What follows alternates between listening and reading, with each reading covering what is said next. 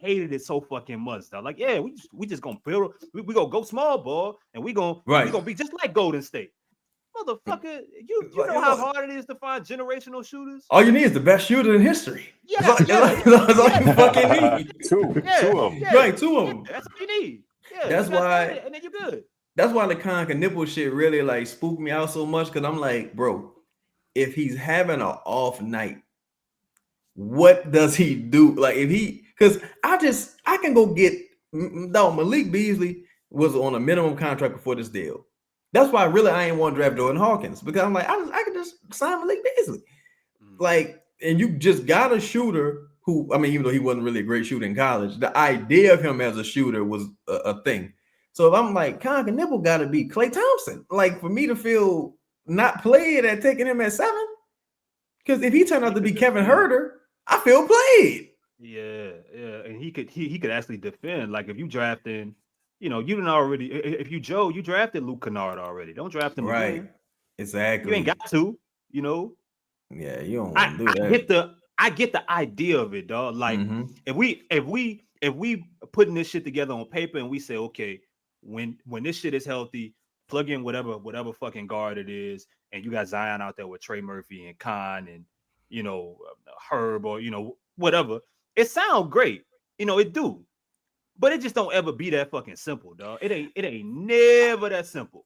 I would respect your mind more if you said, I'm drafting Igor Denham. Something about him, I just see he's 7 foot, he can play point. I would just respect your mind and say, I don't know what you see really. Well, but I kind of get it if it all worked out. But yeah, if somebody that I'm like, no, they literally got people like this dude, Darius Miller, they got like people like that playing overseas that you could just bring in. He gonna do the same thing conk and nipple gonna do for you. That's why I'm so intrigued, like, for this draft. When OKC packed Indiana up in 5 games, it's gonna be real interesting to see how teams kind of construct their rosters to be like OKC or beat OKC. Because I think OKC, until we have expansion, with the amount of picks that they have, with all the contracts that they have, they're the new Death Star, and it's gonna be interesting to see how people draft. 100, because they got so many ways. Like, they got a lottery pick from last year, or who was supposed to be a lottery that ain't even pick, playing this year. Who ain't even playing? Like, just sitting in the stats when they want to. Topic. Yeah. Like, you know what I'm saying? And they got so many different ways to improve, to get better and move. Because if you want to keep it a bean, like, they not like OKC ain't that. We talk about star power ish. Yeah. Like they fire, but J-Dub ain't supposed to be your second best player, your second best scorer. Like he not, you know what I mean? And Chet ain't went off for a 30-point game in his play. They got a good ass team and a superstar MVP player, and they got enough depth. You know what I mean? They don't even they got two guys with Chet and Hartenstein that can take care of the 4 and the 5 position, and they don't even really want to bring the backup 5 off the bench.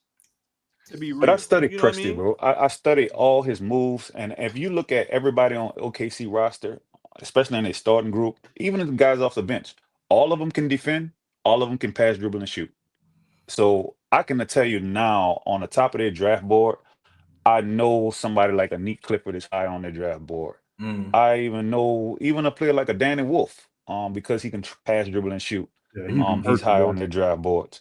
So if you have those attributes and you can defend, you on top of OKC draft board. And that's why I look at it like, you just got to be solid defensively. Like, you ain't even like, because there's some series where Lou Dort is not really that relevant defensively. But firstly, he don't really got nobody to defend. If you look at a team like Minneapolis, it's like Minnesota, right? They don't have multiple self creators. And I think, to me, that's the way you beat OKC. That's why I think Denver was able to push them to 7, because if you get get them off their square, right? Because if Michael Porter Jr. ain't awful, if he ain't awful, you win. If Ant last night wasn't awful, he had to be awful, the series is tied. And I feel like Indiana, the reason I think they're gonna beat Indiana, because those teams look a bit alike to me, but they're another team that if Pascal is off, you don't really have another self-creator that's like, no matter what, he get into a spot, no matter what, he getting buckets. Because some games, they don't even really play them hard. Mm-hmm. And they rarely play Ben Mathurin. So yeah, like this Ivory, and I know like Lito didn't hit the record button and they say nothing. I'm glad we ain't say nothing crazy. I had noticed that too. But hey, this was good hoop talk, dog. Y'all was talking good hoop. This like what Golden State when they first championship and they really wasn't supposed to win because Kyrie got hurt and I think Kevin Love got hurt. Right. And it's like they haven't even reached like their peak. This ain't nowhere close. Like, yeah. Right. That's crazy. They could get a lot better. They could get a lot better than this. A lot better. This ain't where it like ends and it's like, oh, we gotta pay. Like, and then they got so many ways to get better and players that are young and get better. Like, so it's scary. That's scary for the league. That's why I really want the Spurs to go get Giannis or KD. Cause I'm like, yeah, go ahead, go expedite your run and ruin your team. Cause that's what's gonna end up happening. Like you got so many young dudes like this. All you gotta do is pick. Like with Houston, Houston shouldn't be drafting to get at 10 unless you're going to get like your true center for the future. But you got so many young players to develop, so many of them. You got Reed Shepard still. You got Cam Whitmore who rarely plays. You got Eason. You got Green still got some areas developed. Sengun. You got Jabari. You got so many young dudes that need run, and they got some real upside. And you just bring more and more in, like there's more and more in. You can't develop everyone. Yeah, they problem, Chaz, is that they don't know who their guy is. They or this year they didn't. Yeah, they wanted to be a man, right? But he still has some area that he needs to develop. Right. Like, the thing OKC got in their pocket. And like what Milwaukee had when they kept making different changes and bringing in different coaches and players, they knew who their guy was. Yeah, they got their son. Yeah, right. You know what I'm saying? So you can everything else revolves. The rest of you motherfuckers can get out if you ain't winning. Like it is. Like Houston might trade Sengun and everything might go to shit for all we know. Like they might. We've seen it before. So. I think they can get away because they got so much perimeter talent. I think they can get away with moving Green or Sengun, honestly. Just because, let's say Sengun was out and you just promote, Sengun was better than Jabari, but let's just say you promoted Jabari some kind of way. I don't think the drop off is that steep because you got so much perimeter talent. Like, and that's why, like, if you the Pelicans, just to bring it back to the Pelicans, it's like, man, you can't. If you've been watching these playoffs and how physical this is, you don't see a lot of archetypes like some of the Pelicans players, though. Like, I just don't see some of these types of dudes are playing right now. And even with Malawak, I'm like, they play Rudy off the floor, bro. Like Jared Allen, they can't get him out of here. Like, is this you're not doing nothing with these dudes, bro? Like that archetype not existing in the NBA right now. It's not succeeding. Like all of those players, Malawak, well, let's say the teams that's left: Miles Turner, Chet, Hartenstein, Julius Randle, even all the traditional fives, they're playing with stretch bigs. Like stretch bigs are playing significant minutes. Naz Reid, again, Julius Randle, Chet, Hartenstein can shoot a little bit. Miles Turner, just said him. Obi Toppin to a lesser extent. Thomas Bryant, he on the roster. He not getting a lot of run, but he on the roster. Like, and you the Pelicans, man, you better read the writing on the wall. Well, hope we about to talk somebody now, Lito, that Ivory's high on that he thinks may help get the Pelicans in some of these conversations. And look, number one on this fucking list when it comes to Zion, if we talking about the goal for this team next season, it needs to be get Zion Williamson his first playoff minutes. That needs to be the fucking goal. Now, however you decide to do that, because I know if this team don't get to the playoffs, and you get 60 games out of Zion, it's probably time to just think about resetting this whole shit and blowing everything up completely anyway. But they need to be figuring out, without being stupid and short-sighted, how to get Zion Williamson his first playoff minutes. And then maybe we can be having some of these discussions about the type of fits that get them winning playoff series and so on and so forth in the building. But we don't even know what, you know, the closest we got to what a playoff coverage is going to be against Zion. It's happened to be, you know, a game with, you know, that play-in game against the Lakers where, you know, he ends up with an injury, but he went bananas. He went crazy. How we get a chance to see more of that shit? And will this guy who Ivory's high on, who now he says needs to be the pick, listen, dog, if you a rookie and you on your way, like you in this draft class, Ivory ain't tied to you. I'm tell you right now. No. He ain't tied to you. It depends on the next day. Like tomorrow it's gonna be somebody else, though. So he tell you right now that Thomas Sorber need to pick. Listen here, Thomas. If you watching this, he may not mean that shit tomorrow. So keep doing what you're doing. That shit gonna be spoiled milk, boy. Hey, Ivory, Bro, we Ivory need gonna text all you. of them. Ivory gonna text you every day. Nah, dog, just to pick. Ivory gonna text you 30 minutes later. Nah, that's why you trade back and get multiple picks. That way you can just say, "Fuck it, we throwing darts." The Pelicans have so many holes to fill, bro. And every time I look at a different prospect, you know, like, yo, bro, he fit. Hold on 1 second. I can't co-sign that, big brother, but I ain't mad at you for what you do. I ain't mad at you for nothing you do. But I'm gonna say this, big. All right.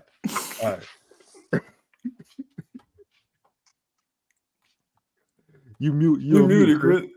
I ain't even gonna repeat it. It's out of pocket. Don't worry about it. Go ahead, do.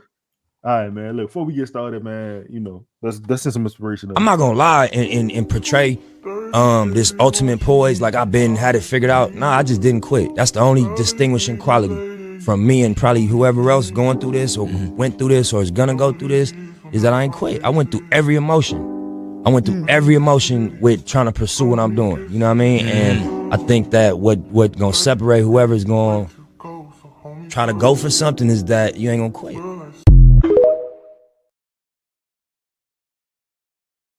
Rest in peace, Nip Hustle. All right, so listen, man. Marathon got a Memorial Day sale too. They shipping a little slow. They shipping slow. Shipping a little. Anybody who shipped through shop is slow. Yeah, shipping a little slow. But check out their sale. That's how Westside Gun got me with that too. Boy, I was waiting like 2 months for a shirt. Yeah, it's bad. Shout out to the Marathon store, man. Shout out to the Marathon. Hey, man, look, Thomas Sorber, man. This is Ivory's. This is his 5th pick in this draft. So we gonna make this one count. Thomas Sorber. We again, much like the last show, we gonna get into the strengths and weaknesses. We gonna get some player comps. And we'll get into the film. He's a 19-year-old freshman center from Georgetown. He's 6'10", 255. Now 6'10". I'm 6'10". I want Ivory to give his soliloquy on why he should be the pick. But before I do that, I'm gonna just tell y'all his strengths and weaknesses. He seems to have, and Ivory, you chime in whenever you feel like it. He got an old man. I see a lot of jump hooks. Ivory. Let's start there. He got a lot of jump hooks, but he seems to be a competent passer of the basketball, especially being 6'10". You know, I see rim protection.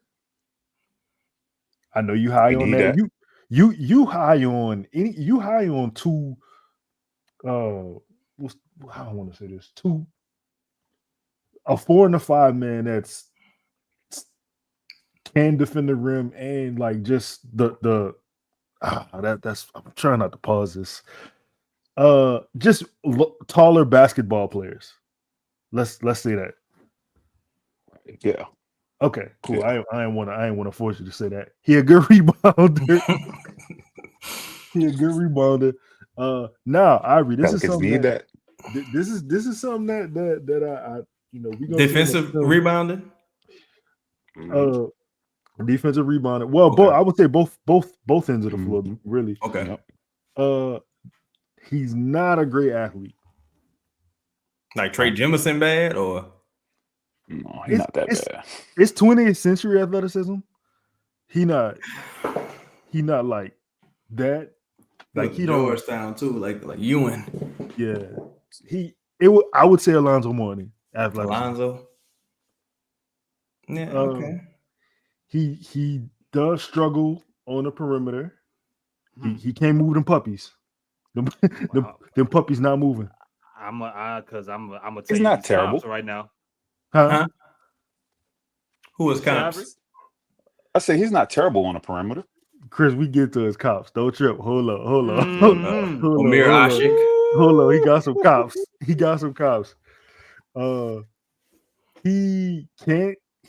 can't shoot. Would you say that, Ivory? You would say he can't? I think he has the capacity to be a better shooter. What he shooting from behind? Where did he shoot from the free throw line? He spun the hell out of that. 72%. All right. What's he shoot from the field goal? Because all you doing is dunk. It got to be over 50. What he shooting? Oh, 53. Oh man, as a big, how many shots he take? Motherfucker take 4 shots and shoot 50. No, he take a little bit more than that. Let's just see the film. You know what the film. Let's see the film. Wait. We got to talk about these player cops. We can't breathe past these player cops. All right. I look. Jada and Styles real quick. You tell one, I'm gonna tell one. Let's go ahead. All right. So Roy Hibbert. Yep. Xavier Tillman. Jonas Valanciunas. Yusuf Nurkic. Onyeka Okongwu. Okay. Vin Baker. Yeah, let's just start. Wait a minute. Hold on. Time out. Some of these motherfuckers ain't nothing alike. So how in the fuck? What the fuck? Oh, Yeko Okongwu ain't nothing like no Jonas Valanciunas. All Vin Baker. Yeah. Or Vin Baker. That means that nobody knows what the fuck they're looking at. I'm thinking y'all about to say like Jared Sullinger and keep going with like a little tweener list. What the fuck? That's why I said we had to. Yeah. We had to talk about that, bro. Like we had to, because there's no way y'all was gonna believe me if I told you that.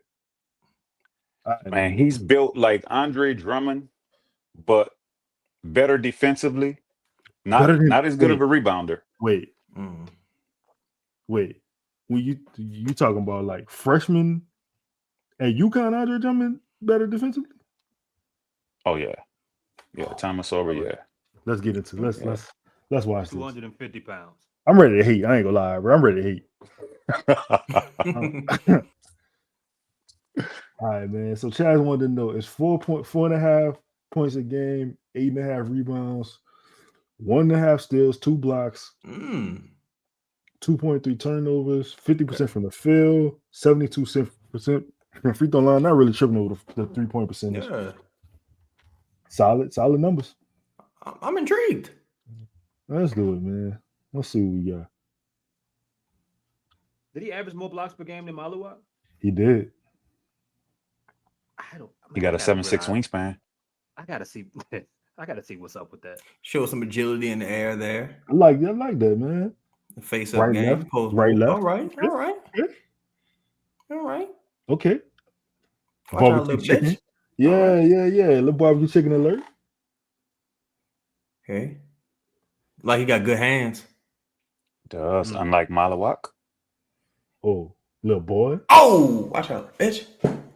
He got real old school game. He gonna be in the league a long time. Yeah, somebody grandpa taught him how to hoop. Yeah. All right. And he called him Lil. One thing I like about dude already is that you don't need to worry about him developing. Like Missi got some solid weight for if he's his rumored age. Got a nice little midi. Yeah. But this dude, he looked like he NBA ready already. All right, Ivory. I see. Like y'all see Hassan Whiteside? Oh, young Hassan Whiteside? No, because he already has better footwork, and he looks like he finishing with either hand. Okay. And his face up jump. Yeah. No, I don't see. He got some skill. He don't look like no run and dunk big. He got some skill. You know Hassan Whiteside still playing? He playing in Taiwan on steroids. Yeah, he definitely. Hey, keep them checks coming in. You get a statue. I could see the Vin Baker. I mean, he looked like like Carl Landry with defense, a little bit taller. What was Carl Landry, like 6'7"? He like 6'4". Yeah. Carl Landry remind me of E.J. Liddell. He do. Or E.J. Liddell remind me of Carl Landry, rather. Yeah, I'm about to say, Carl Landry say, don't disrespect me like that. Yeah. He's like, hold on, son. What the fuck you talking about? Look, run the floor well. Got he just can't he jump sprinted over up the floor phone. just now. Fuck off me. Are you stupid?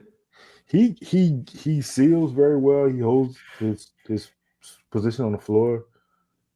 Yo, know who he look like a little bit? Kevon Looney. No, I meant like old Kevon Looney. I don't mean like pre-hip injury. Yeah. Not like washed up Kevon, but not like young, super young Kevon. When he was like KD light. Yeah, not that guy. the Kevon Looney that was like when they went to the finals with the Raptors and shit like that. Like that dude. Gotcha. I feel you. I feel you. Cause he got some skill around the rim for real. The pass. Finish this off. Just not jumping off the screen, Chris. No. I mean, look, if I'm gonna draft somebody that's not a good athlete, I'd rather draft Derek Queen. That's just me. I like the game. I like Derek Queen's game more than I like this dude. Not to say that he looks like someone who should be able to play, because you should have an understanding on what you're gonna get right away, and it looks to be something you can apply immediately at minutes. Playing minutes at the next level. As soon as he's drafted, but I mean, if I'm in a situation, and more than likely they should both be there, Queen. Well, it looks like now that Queen and Sorber, I would be pissed off. You think Queen drops? Derek Queen? Yeah, I mean, I thought. Well, not drops, but you think he doesn't jump ace? Man, there was a time, Chaz, when I thought he did, but now, like, it seemed like a lot of people got Queen falling to 10, 11, 12, like Chicago at 12. He must got some bad interviews. So he's terrible defensively. Oh, well, yeah, that too.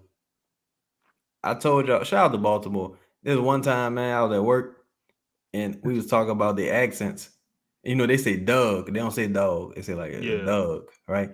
So the dude told me, he like, yeah, man, when we was in school, nobody ever told us that we were saying it wrong. I said, how the fuck? What? You don't pay a teacher enough to like correct you on saying dog. You ain't have a CNC, motherfucker. He said dog. That's crazy.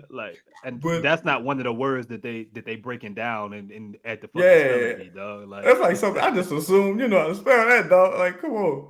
But I ain't gonna lie, he has some craftiness to his game. I like that jumper. The thing, if I had any small complaint, and this is small, and this is petty on my behalf, I don't like bigs that don't dunk at the rim. I don't like centers who just never dunk. He dunks occasionally, but you're not, to Chris's point about his athleticism, you're not gonna see him just like yamming on motherfuckers, like talking about it. But unless you Zach Randolph. Yeah, unless you Zach Randolph. But he play a very modern brand of basketball to me. Looking at son. He don't really like slow the ball down. Like he ain't holding it for 5-6 seconds. Like, he get into his spot immediately and making something happen. He got a good jab. Yeah, old school, like very deliberate PJ Brown basketball. Try to slide down. Who's better right now, him or Missi? You asking me? I'm asking everybody. Oh, he better. He more skilled than Missi. I think Missi is a better athlete, but I don't think Missi is ever going to be a good rim defender. I think Missi might average 3 blocks, but you're going to have games where you see people just run, just fuck over Missi at the rim. I don't think he got those instincts. Like watching this guy, he plays like a quote unquote 7-footer. Like he plays big, pause. Missi, to me, I feel like he kind of always slouches down to his opponent's level. And that's one of the knocks on him. But this dude would be finishing games for me over Missi. Chris, who better? He got great hands too, dog. Pause. I think as a basketball player right now, this guy is more fundamentally sound. But when you're not athletic, you have to be. Right. Like he wouldn't be, he'd be playing in the Philippines right now if he wasn't fundamentally sound. Like he wouldn't have a choice. He'd be Trey Jemison. Yeah, exactly. With Missi, his athleticism sometimes comes out to hurting him because he does get out of position so often. He does end up like he hasn't mastered the art of the fundamentals of standing still, of being a center, being a last line of defense, being a rim deterrent, like, you know, versus just getting weak side blocks or making the athletic move at the rim. So I think long term, Missi should be better. He should, which is like this gonna be a big offseason for Missi because he ain't gonna have 3 years to figure it out in New Orleans. He got to figure it out, kind of like with Dyson. Year 2, he got to figure it out. He got to figure out all the little small things that he missed. Like just making a All NBA rookie second team ain't gonna be enough. He gonna have to really figure it out and quickly. I think they're already looking at him like, oh, that's a question I have for y'all. Are y'all considering? Man, we lost Ivory, but I was about to say, are y'all considering that whoever the Pelicans draft, they may have to play in unison with Missi? Yeah, because that's something to me where I'm like, I can't have 2 unskilled bigs on the floor. Like, somebody got to be like the Julius Randle in this, you know, situation. Somebody has to be able to score, or like, you know, at least give me some offense. So when I look at a guy like this, I wouldn't be, now the spacing would be god awful, but see, that's one of the reasons why I don't want to play Missi. I don't want Missi to start. I just want a regular center with some skill. Like, and to me, this guy has some skill. Like looking at him, he definitely has some skill. Well, I think Chaz, this is why as Ivory, we got Ivory back here.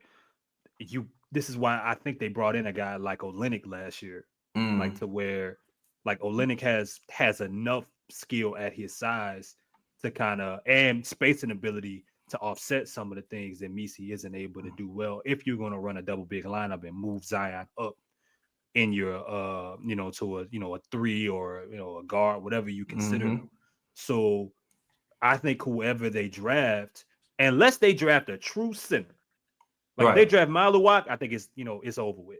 Yeah, for me, yeah. Doing borrowed time, because it don't make sense to me to hold on to Missi after the year he had, which I think he, you know, in our eyes, overachieved. For him to make a rookie team at all, it don't make sense to have him as a, you know, as a bench option, or have him as someone who's ultimately going to be replaced, unless you just say, yo, compete, figure it out. And you know, look, I mean, we're gonna put you through the test. We don't owe you shit.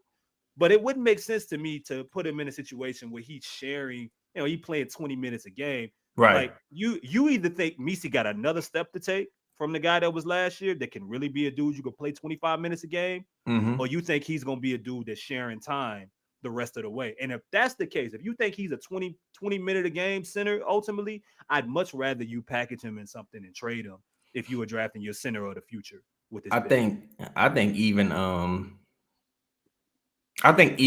see, hindsight always 2020, right? I think even in hindsight, a guy like Clint Capella was a 20-minute per game type center.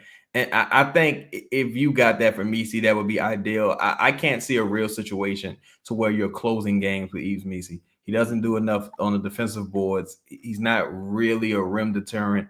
He gets away with a lot of goaltends, bro. Like a lot of fucking goaltends. Of course, you know, he's gonna gain weight. He's gonna do things he can get better at. But I see this dude, and it could be recency bias, but we've seen a lot of games that Yves Missi. I see a dude like this who I'm not really afraid to put out there.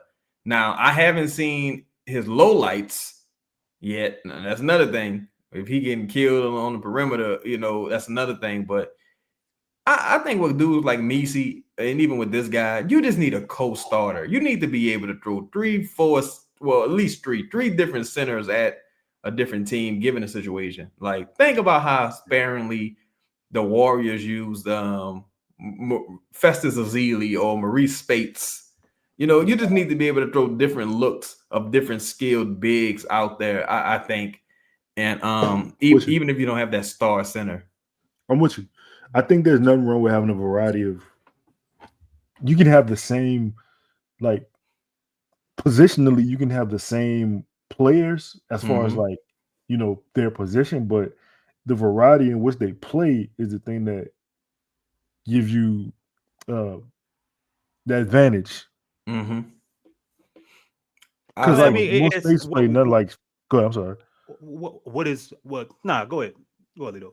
No, I was just to his point. I was just gonna say because, you know, Festus played nothing like Mo Spates. None. Just like Mo Spates played nothing like David Lee. Right. You know what I'm saying? Like, David Lee played nothing like Andrew Bogut. Right. Lito, we were kind of talking about that prior to the show. How I think the Pelicans should kind of emulate the Wolves playbook in terms of how they utilize their bigs and have Zion play like essentially the Julius Randle role, but they still need a stretch big, pause, and they still need an enforcer down low. And so I think you need two other bigs to kind of complement Zion and run like a trio of big basketball players.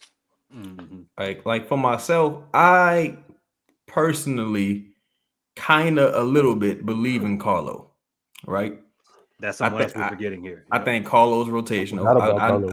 I know Kelly is, Kelly, he ain't gonna be around long. But if I was drafting, you saying that, but Troy Weaver signed him before. Yeah, but I just think he gonna age himself out. Yeah, no, I'm fucking with you. Right. So, but if I was getting this particular guy, I would love for him to work with Kelly Olynyk and it's like to kind of pick his brain. And even with Zion, I never want to see Zion post up again, really. But even if you was gonna focus on Zion passing out of the post, I like the idea of this particular guy and Kelly Olynyk working together in the post. I just think you already know your shortcomings. Like obviously, there's a lot of like holes to plug up holes with this team in defensive rebounding. I don't even care that much about offensive rebounding, honestly, because between like to me, Zion and Missi, yeah, on the offensive boards they do their thing, but still, like that means to me, I look at it like, all right, fuck it, you missed the shot, you gave yourself a second opportunity, cool. But you need to be able to end the possession for other teams. Like you just not ending the possession a lot of the times. And that leads to big buckets for the opposing team. That's a really good point that y'all made about the variety element, because that's another area where Missi, and it's fucked up, right? Because like someone who didn't watch Missi play would say, y'all drafted him at what, 21? Yeah. Y'all got a dude that almost averaged a double-double at one of the hardest positions to translate to at the next level. He made a rookie team. He's 20 years old, and you're saying he's not good enough. You wouldn't want to give that guy, an opportunity to develop. But the problem with this is that what Kelly is. Kelly's a floor spacer for his position. He is a playmaker, not the playmaker that David Griffin told you he was. But and for Carlo's athletic floor spacer of sorts, can knock down, like, so with like those two guys are different. With Missi, you don't really have anything nailed down. Like, is he a lob threat? Sometimes. Right. Is he someone who can protect the rim? Sometimes. Is he a good screen? Is he someone who can set good screen? Yeah, sometimes. Like, but what can you count on him to do game in and game out? And like you mentioned Clint Capella earlier, Chaz. Well, shit, the league ain't what it was when Clint first got. Exactly. Clint had 4 years. It took Clint 4 years before he averaged a double-double. Like, that shit ain't happening no more if you that prototype. They ain't gonna give you 4 years. You might have 2. So with whoever they draft here, you looking at someone in Sorber. At least I know, like, he's gonna be someone who can give me some kind of offense. I could run some things through him off the bench. I can throw the ball down to him. Like, I know what I'm getting. I'm getting some plus rim protection, hopefully. on that side, or even some of the other bigs that we talked about. That's what Missi is gonna have to develop, or he may end up fucking him over. Is that for even the surprise year he had, or some of the positive flashes he's shown, you don't know what his superpower is. Right. What can you count on game in and game out? Can you hang your hat on? Yeah. I don't think he has in the NBA, man, you win on the margins. And if the Pelicans were to select one of the bigs in this year's draft, man, I think you have to really look at moving Missi and kind of allocating that new asset that you get in return toward another position. Because what fits next to Zion is more so a Thomas Sorber or a Maxime Renault. You need that type of big to kind of maximize Zion's abilities, and Missi doesn't really do that. So I would look to draft one of these bigs and get off of Missi.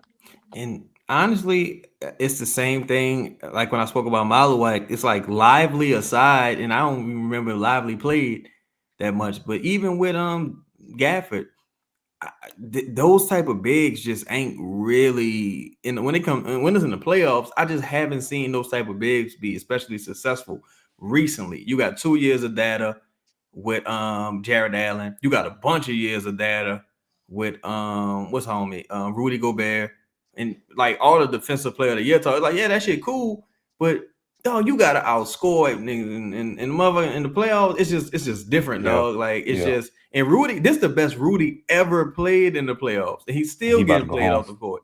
Yeah. So I'm just not seeing this type of archetype in the playoffs right now being successful. Now, regular season, yeah, because you got to get to the playoffs comfortably, right? So yeah, regular season, absolutely. And there's some games where Carlo, you're probably not even playing Carlo in the playoffs. Like there's gonna be some nights in the regular season where Carlo just not getting off the bench. But I still think when I look at a Missi, I'm just trying to figure out, again, you don't really rebound well, you don't defend the rim well, you're not like an amazing vertical threat. I would say he's solid at the free throw line, solid on the offensive boards. He doesn't make a ton of mistakes, but I just don't think he's impactful. Like if that's really the thing to me, it's just like if he wasn't playing, I don't think I'd notice. And I'm still not high on Missi. The question, Lito, I would ask you, Lito, like how much of what Missi produced was because of what the Pelicans didn't have? Like there ain't many 21, overall picks playing close to 30 minutes a game. I think, and Missi played like 27, 26 when he probably should have been playing 15 or 20 starting out. So that could have ballooned some of his production as well. But I don't want to count him out just yet. Yeah, of course. Because I mean, he could come out year 2 and be a totally different player. We don't know if he gains weight. We don't know if the game slows down for him. He starts shooting. Right. Like you kind of owe it to yourself to at least see. But it can't determine what you do with this pick. Nah, not at all. If you asking me that question, I think I'd point to Michael Carter Williams. 1 year boom guy. You gave him all the minutes. He was the rookie of the year, I believe. And I'm not saying that this is Missi. I'm just saying, because look, at the end of the day, like I would love for him to succeed. Just talking about his player archetype, I'm not particularly high on him. And even still, like for me, Chris, look at the second half of the season when he hit the rookie wall. It looked different. It looked, and that happens with rookies, obviously, but like the simple things aren't simple for him.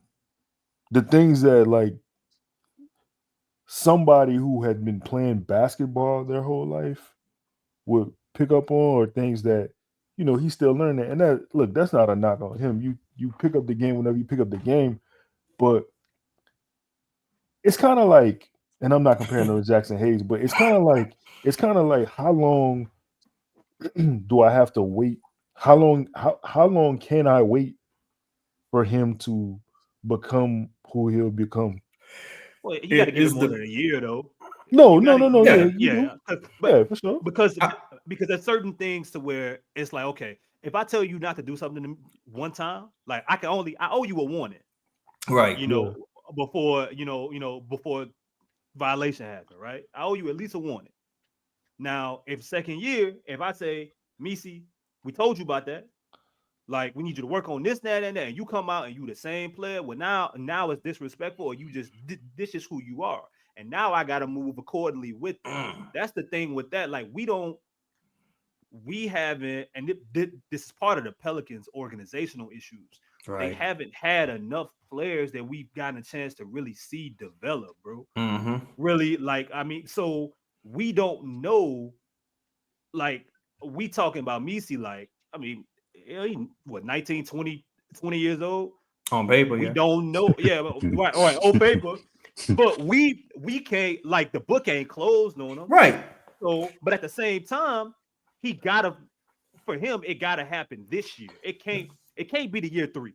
Chris, I'm sorry, go ahead. No, go. The thing, to Lito's point, I question a little bit, because I agree with Lito. The thing that I'm questioning with the Pelicans players, because people just have this notion that all these young dudes is leaving the Pelicans and developing. And it's like, yo, that's not happening. Like, so if, like, for example, if I had to wait 6 years for Nard to become who he is now, oh no, if you told me that 6 years ago, I'm not drafting this dude. I don't care where I drafted him at, right?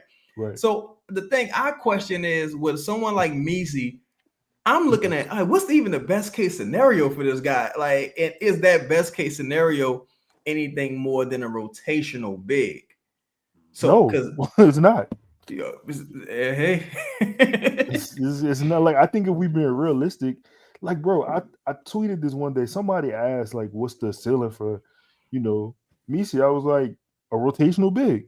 Yeah. Like, I don't think that was disrespectful. People was like, man, he gonna be better than that. And I'm like, okay, you know what I'm saying? Like, I just, for me, I'm with you. But Chris, let me ask you this, right? You said I got to give you one more chance, or I got to give you, whatever, a warning, right? Year. But let me ask you this: what if the things that I'm telling you to do are life or death, and you don't do it? You know what I'm saying? Like, you don't do it and you die. You don't get a second chance. Like, that's just how life is. Right. No, I mean 100. But we talking. I mean, again, like, we grading this off of a rookie scale. Mm-hmm. You know what I mean? Like he wouldn't be. There's some of your favorite players right now, unless they top 5 picks, or they were high lottery picks, or they were, like, they had a bunch of issues in their first year. You know what I mean? They had a bunch of things that they probably needed to work on. I mean, that's where the development and the fact that he has to make those changes going into year 2, right? And we talking about centers. I mean, it's all over the place. And I mean, you revised at Hartenstein first year? I don't. I probably won't remember to tell you when. He was drafted by the Knicks. The Clippers. He was a Clipper, right? Yeah, I mean, you remember. I mean, I remember Zubac first year. Yeah, I remember he was a Zubac. Laker. But I remember people saying that Zubac ain't gonna be a dude that can, he gonna be a rotational big. Zubac damn near is a non-negotiable on the Clippers now. You know what I'm saying? So, like, this goes in a bunch of different ways. I just think if we was at Missi's 3rd year or even his 2nd year, I'd be like, fuck it, this, it's over. But that rookie shit, to me, like, I think it definitely matters in this conversation, because it's a problem if we talk about year 2 or year 3 and this dude is the same thing. And then at that point, like, all right, he just, like, his ceiling is his floor, and that's cool. I think you also have the gross disadvantage of the staff kind of being the way it is when it comes to, like, developing guys. I always say the Pelicans BYOB, bring your own bag. And, like, I think that's why they've succeeded so much with upperclassmen, because everybody kind of is who they is when they get here, and they just building on that. So if you're a person like Missi, where you don't really have a solid foundation aside from your athleticism, much like a Kyra, like, I think if you just played Kyra 30 minutes a game, you're gonna find a bunch of things to like about Kyra. Like, but it's probably similar with Missi to a degree, but Missi just happens to be fit a position of need also. Like, you're so desperate for this to succeed that, like, I think we a bit more highlighted his positives versus the negatives, because the negatives look crazy out the gate. And it's like, well, he wasn't fucking awful. He was just bad. That's a win. So, but I think with the Pelicans, and they looking like they might be keeping old Scooby Doo Willie Green.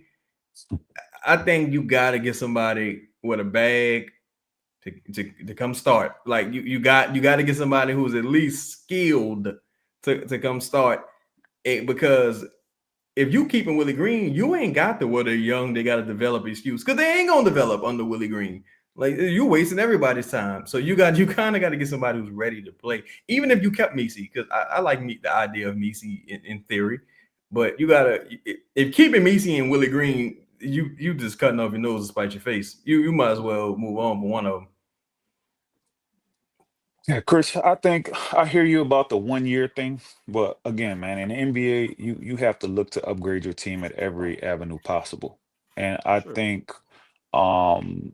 we've seen Missi with Zion and in a limited sample size, but we've seen it and we've seen a fit, and it's suboptimal, right? And if you can move that asset, there are teams like the Denver Nuggets who desperately need a backup big. Lakers, the Los Angeles Lakers, the Clippers need a backup big. I mean, so there are teams out there that would definitely pay, and I think they would pay maybe not a king's ransom for Missi, but I think they would pay something substantial to acquire his services.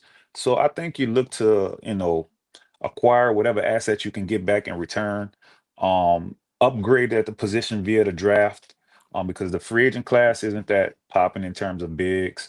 So, I mean, there are better fits via the draft that you can upgrade that position, and then look to get whatever you acquire from whatever team you traded for to get another guard or to move up DeJounte's contract, because you have to do two things simultaneously because the Pelicans just have so many deficiencies. You have to upgrade the center position.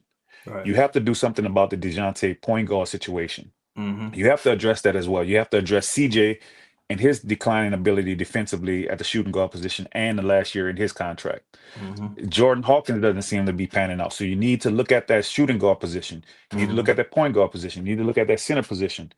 And you have to diversify around a Zion with a stretch big. You need a bigger big that can guard bigger, more physical brute type of centers. So it's a lot of things that the Pelicans need, and they can't afford to draft another big and keep Missi at the same time. I just don't think they can do it. I'm gonna tell you something, Ivory, and you make a good point about some of the teams that could use a backup center or use a rotational big, which Missi may ultimately be. But I'm gonna tell you something, and this may be, a little controversial, but I don't think there's a such thing as building a team for Zion. I don't think that exists.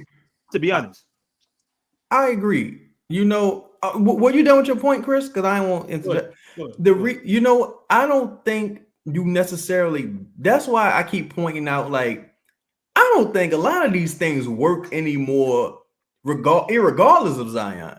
like looking at some of these teams, I'm like, I just don't see a center like that. Like, I just don't see a point guard like that. Or I just don't see a defender who can only defend playing right now. Because Luke Dort is incredible defensively, and you better not leave that motherfucker open.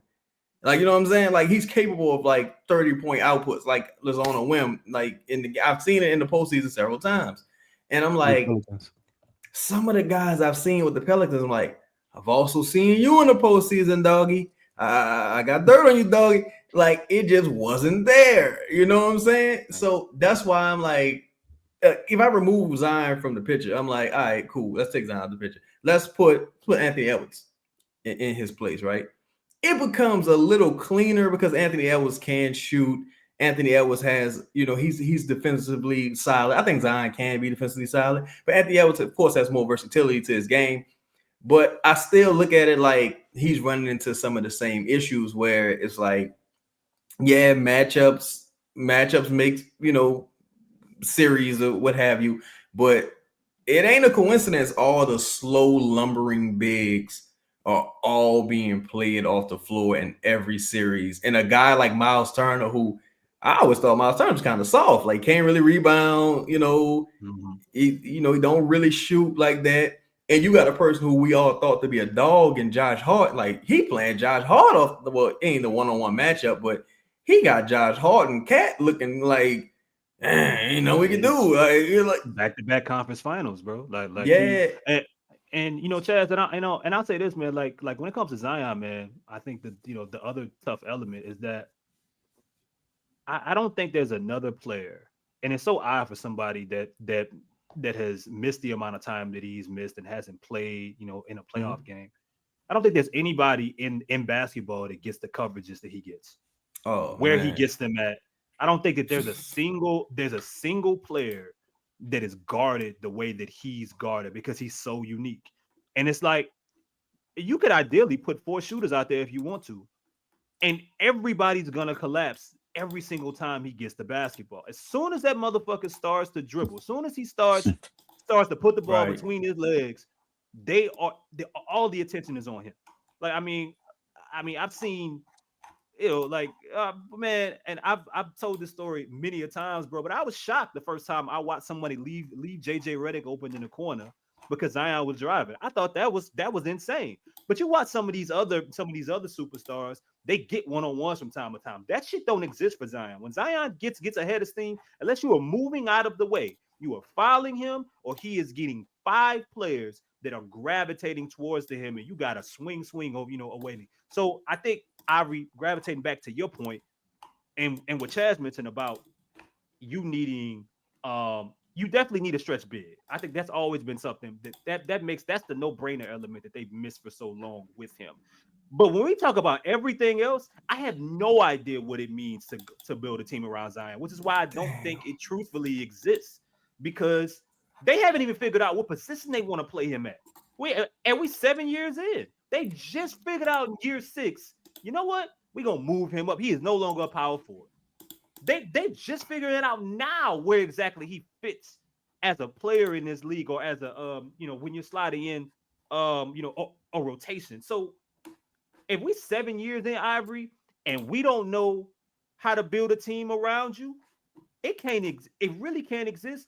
And the problem, and Lito talked about this a lot as well, with Zion, bro, he succeeds with subpar talent so well, it goes against him like it's a detriment of sorts. We've seen him win games with guys that shouldn't be in the league. We've seen him win games with 6th minute, 7th minute, 8th minute. You look around and he out there with you know, an undrafted rookie Najee Marshall winning games. He out there winning games with you know, what's the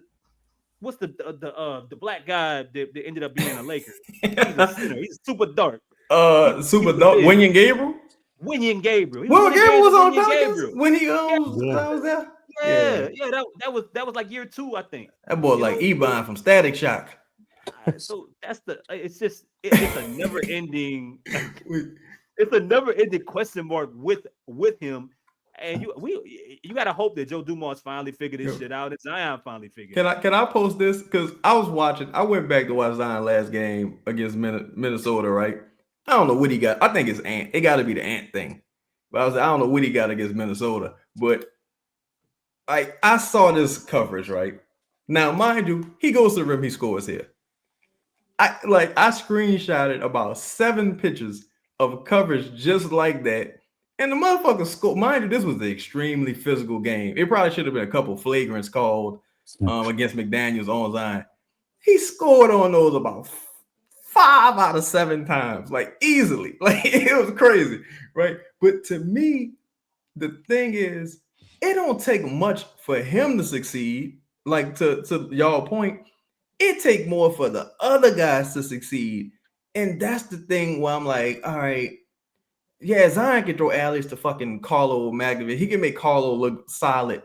But can you get some real talent that's gonna like play the way modern players play? Are you gonna get a guy who's gonna shoot six threes a game, 8 threes a game at a decent clip? Are you gonna get in? But they can't just be some dude off the street. Can you get some real talent? Like, can you you found Trey Murphy? Cool, I bet. Props for that. Can you get a center that's not a total liability defensively? Because I felt like Missi was a total liability defensively. And I'm like, this what you here for, bro? Your only job is to be solid defensively. That's all you really got to do. like if you was trash offensively and solid defensively, cool, but you rank like 30 at something in defense, right? You found CJ, you know, he's shooting well, and a lot of it is on Zion not being available himself or playing himself into shape. But I do think finding talent that plays the way the game is played right now is a lot more manageable than what they were trying to do. I think they were looking for guys who were a little bit more like, well, they could take over more if Zion isn't here. They can replicate, like Brandon can replicate Zion's passing if Zion isn't here. Or CJ can, you know, he can run point. He can replicate some of Brandon's, you know, mid-range game if Brandon isn't here. Or this guy can it's like, look, just get players who play how the game is played today. Like, get dudes who play how the game is played today. Boston lost. That don't mean how they've won last year playing the exact same way they played. You see, like the Knicks are losing to a team playing almost the same way Boston plays. Overpassing, taking threes at a crazy clip, knocking them down. At some point, you got to just accept what the math is and get some dudes who play that way and surround them around Zion, and you ain't got to worry about creating space for Zion. There's no such thing. To Chris's point, it's never going to be, if it's two players guarding Zion, they at a disadvantage. That's just is what it is. If it's two players guarding Zion, they at a disadvantage. Like, dog, this is Rudy Gobert. Well, not in this clip. I got other clips where Rudy Gobert, and he just manhandling these dudes. That's why I'm like, just find a safety outlet for him. Somebody who can knock down a three. Somebody who can drive into the teeth of the defense, do a dish off. Someone who can run the pick and roll effectively. Someone who's not gonna go crazy and start shooting from half court and they a backup point guard. Somebody who you know, who reasonable. But Chaz, I think you do need one of those big brutes on your team though, because Rudy at least Gobert one was absolutely instrumental in them getting past the Lakers. Of course, yeah. He had a big role even in the Golden State series. So I think you need one. I just think you need a variety of type of bigs to deploy depending on who you're playing against. Obviously, this series, it is not a Rudy Gobert series against OKC, right? But they probably wouldn't even be in this position if it wasn't for him, though. So I think they got to diversify the type of bigs that they have around them, and I think the Missi fit, again, is kind of, I won't say similar, but it's a suboptimal pairing. Let me ask y'all this. To Ivory, to your point, let me ask you a question. Let's say because we're talking about variety of big. Let's say they never traded Cat for Julius Randle. Would they be up in that series with Cat? Because now you got 3 different varieties of bigs. The irony is, Lito, they probably wouldn't. But I tell you, if they had Cat instead of Julius Randle in this series, I think it'll be a different series. Yeah, I think so too. I think you at least drawing Chet away. Like Cat is who he is, you know, personality wise, but ain't too much you could do with Cat offensively. And I think Chet too small, like he's too skinny to really deal with Cat. Hartenstein might have been a better, you know, matchup. And there were times where, like, man, Minneapolis was killing them boys on the boards. You don't. Everybody can have a bad night, but you don't beat OKC the way Minneapolis. I keep calling this Minneapolis. The way Minnesota beat, the way the Wolves beat OKC in Game 3, without like you having some advantages of your own. Again, if Ant isn't terrible last game or Julius Randle isn't terrible last game, then you know I think this is a tied series. But to Ivory's point, even and to Lito's point, Cat is a part of that because Julius Randle can shoot, but he ain't caught any towns. Right. You know what I'm saying? And he don't give you enough defensively to make up for it. His thing is more like, well, I can facilitate better than Cat. But it's like, yeah, I guess. I mean, that's what's up. But motherfucker, I need you to drop 40 tonight. Well, I need you to score 20 points in the fourth quarter potentially for us to have a chance against these dudes. I just think it would have created more advantages for Minnesota versus Julius Randle in this particular series. All right, look, check this out. Let's get back to Sorber. So, Chaz, is Sorber, in your opinion, is he a boom or bust player for you? No, his foundation is very solid. From what I've seen, I do think he has some upside with that shooting. The mid-range jumper looks clean. I don't hate his free throw shooting. Shows some willingness to take shots at the three. I think he's a very solid quote unquote starting type big with upside to be a true starting big. If he bottoms out, I could see him as like a Thomas Bryant type guy, like maybe a more skilled version of that. I say that was like rotational type guy, can stretch the floor a little bit. You don't want to have him start, but can start in a pinch. Okay. Chris, do you believe in Sorber's defense at the next level? I think yes, because I think a lot of his defensive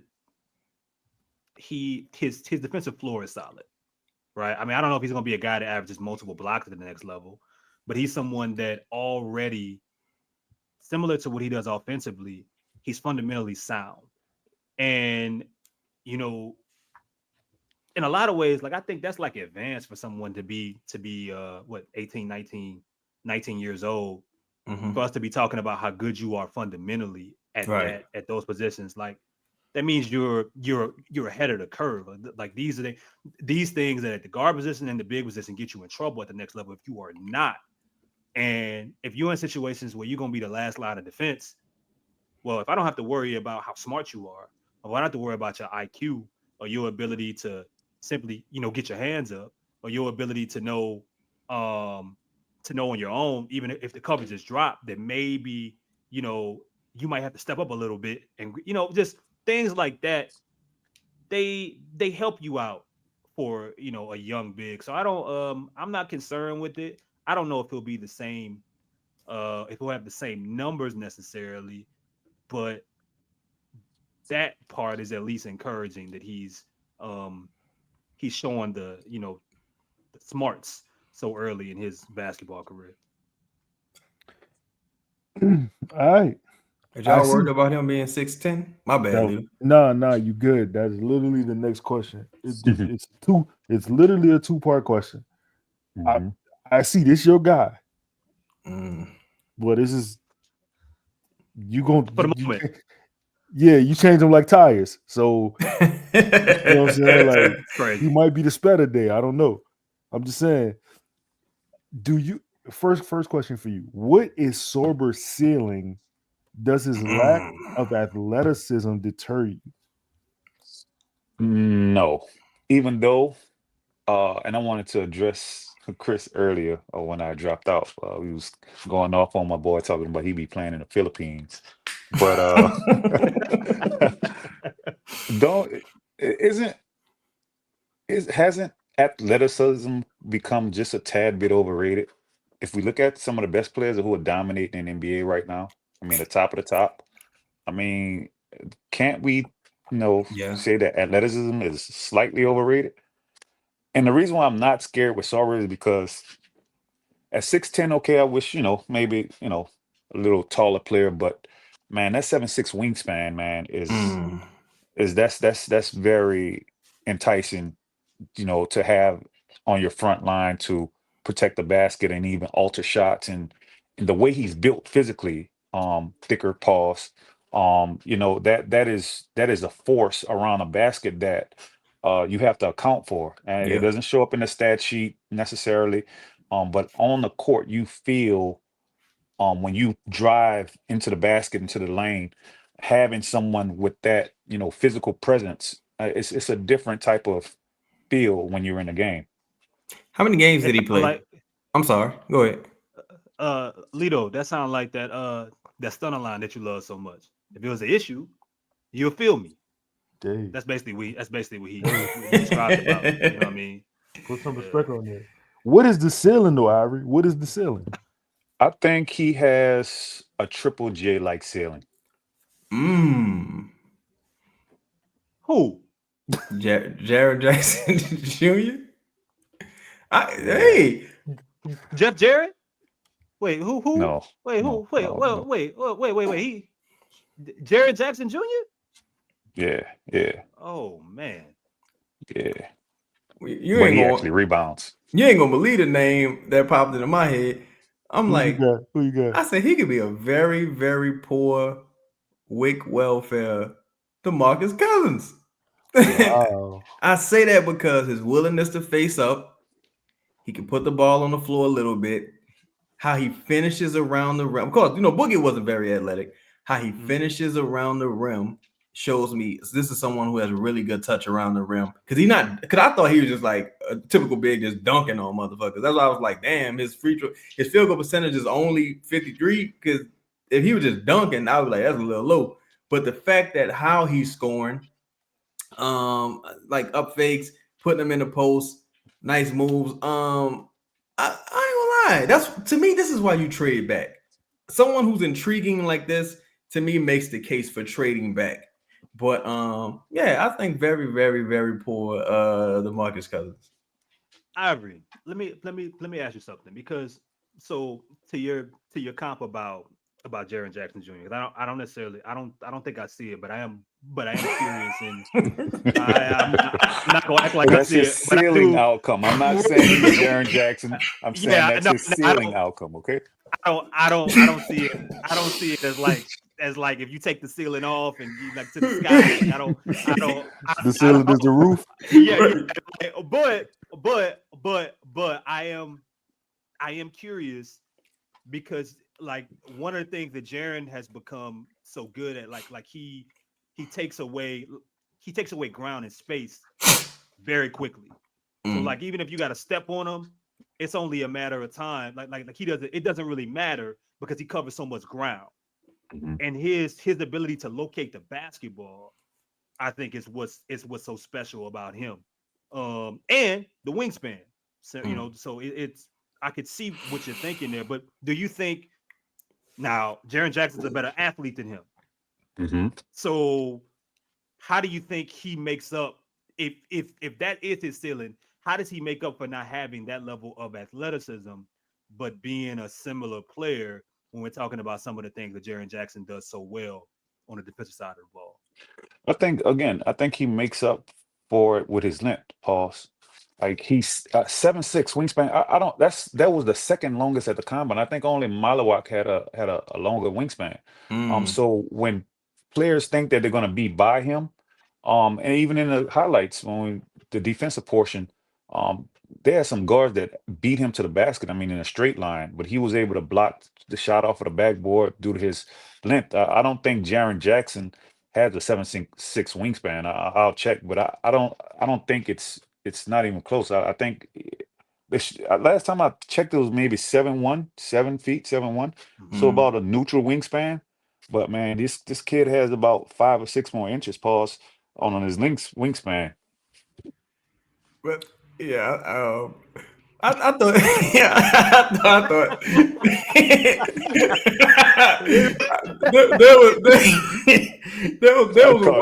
there was one clip. I was like, I'm a grown man, bro. I don't play these fucking games. but look, I thought it was very. I thought he had one clip that was very impressive to me. His ability to get up the floor, run the floor. He didn't look like a slow. He don't look big and goofy, dog. Like, because to me, that's something I worry about when I hear 250.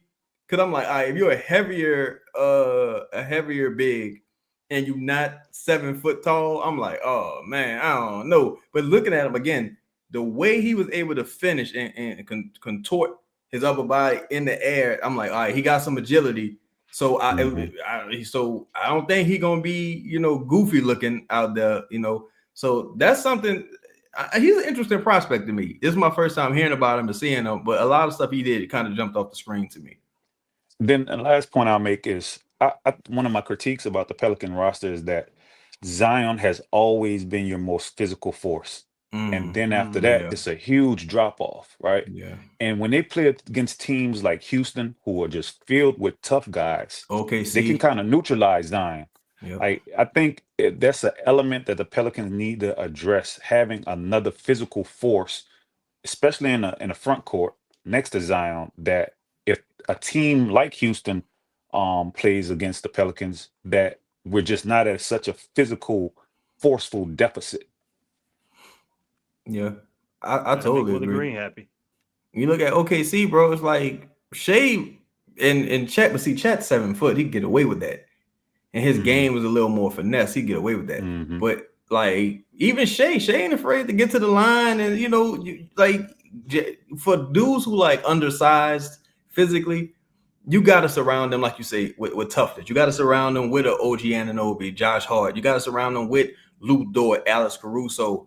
J-Dub, dudes who like just physically imposing to a degree to a smaller team. So I totally agree with that, because it's like once Zion go out against teams like Miami, sometimes it's like Zion tough to a degree. Like he willing to play through the physicality, but he ain't gonna approach nobody, push nobody. He's not confrontational.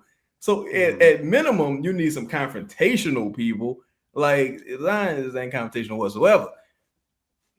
Now watch he confront me. You see me like, hey, what the fuck is up? I'm like, hold on, Zion. He might want to relax. You ain't chill the fuck out. But go ahead. Hey, last question before we get out of here. You got the 7 pick. Chaz, you drafting Sorber. Not at 7 though. I can't do it. Man, we 0 for 2 with Chaz. Chris. He'll be there at 19. No way. Ain't no way. Okay. I'm bullshit. No. He, because like age and production alone, he's going. I think that you're looking at a lottery pick, but I wouldn't take him at 7. No. Not at 7. Ivory 7. This your guy now. This your guy. This is my guy. If I could trade back and get him, that would be an ideal situation. But in this year's draft, I have no doubt Thomas Sorber will return top 10 value. Hey, that's a good way of looking at it. I ain't gonna lie. I feel like if you're the Pelicans and you've identified this dude, fuck if it's a reach. I think you got to go get your guy, man. It's kind of like with football. If it's so many great talents drop. Like if we do that draft again, Jalen Williams probably going what, 3rd? Yeah, something like that. 3rd, yeah. So I think if you've identified your guy, just go get him. I don't even care where you pick him at. Just go get him. Fuck. Agreed. Yeah, I don't think this is going to be a draft where, especially after like 2. Yeah, I don't think there's reaches in this draft. In fact, I think from every mock that I see, the core of the value are, toward the end of the lottery. I think those players are going to end up being a better players than some of these players that are projected to go top 10. I can definitely see that in this draft. It's real. It's like the COVID draft almost. The stock pickers draft. Yeah, you would swear to God that we didn't have a ton of data on these people, but it's like nothing's really separating anyone. Like even if Dylan was 6'3", it's a bit of a different conversation. Like, people starting to ask questions. But yeah, I agree now. What you doing, Lito? Right. Oh, my fault. No, I'm not taking him at 7. I'm not taking him. I love it. I like his game, bro. I really do. Like, I like his game. I think it will translate to the NBA, but at 7 for me, I can't touch that with the 7 wood, man. I need. Chaz got a song called I need a lot more. Need a lot more. I ain't lie. At 7, something got to jump off the screen, though. Like something got to really be like, yo, who's doing that in this draft? Yeah. Even Trey Johnson, like to me, I was like, well, if he failed at 7, yeah, I'll take it. I prefer to be. This to me, this is a draft where you're just gonna be looking at other holes, bro. Like you gonna be like, boy, I wish I was up a few spots. I could have got in the top 2, but you gotta love who you with. You know, this is one of those things I feel like in this draft. Gotta marry for money at this point. Yeah, hey, hopefully it all work out. All right, man. Well, hopefully y'all get some out of this video because we still don't know who we drafted. 7. So you know what I'm saying? I got nothing else. Well, holla at y'all. Peace. He lied. Y'all niggas worship him.